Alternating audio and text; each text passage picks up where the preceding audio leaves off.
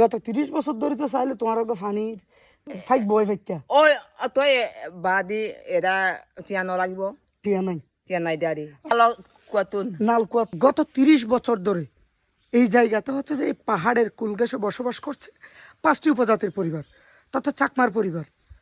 খুবই দুঃখের বিষয় হচ্ছে যে তারা গত 30 বছর ধরে তাদের জন্য একটি নিরাপদ পানির কোনো ব্যবস্থা গড়ে ওঠে নাই।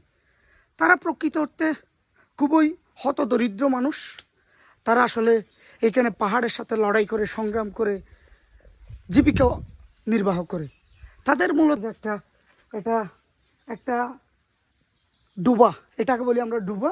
আসলে এই ডুবা দিয়ে দৈনন্দিন জীবনে ব্যবহার করে। এটা আমরা বর্তমান সময়ে এসেও আমরা আধুনিক বিশ্বে বসবাস করে কিন্তু তারা এই পানিগুলো ব্যবহার করতেছে। প্রতিনিয়ত তারা জীবন সংগ্রামে লড়াই করে। আর দ্বিতীয়ত আমি যদি তাদের খাবারের পানির ব্যবস্থা বলি, তাদের একমাত্র ভরসা হচ্ছে যে নালকুয়া যদি আমরা আপনাদেরকে যদি একটু দেখাই, আসলে পানিগুলো কতই এক প্রকারের নোংরা, মানে নোংরা অবস্থানে। একে আমি যখন দিলাম এখানে একটা ব্যাঙও দেখা যাচ্ছে, যেটা সত্যিকার অর্থে তারা কিন্তু এখানে ব্যাং পড়ে, এখানে খুবই জীবাণু থাকে।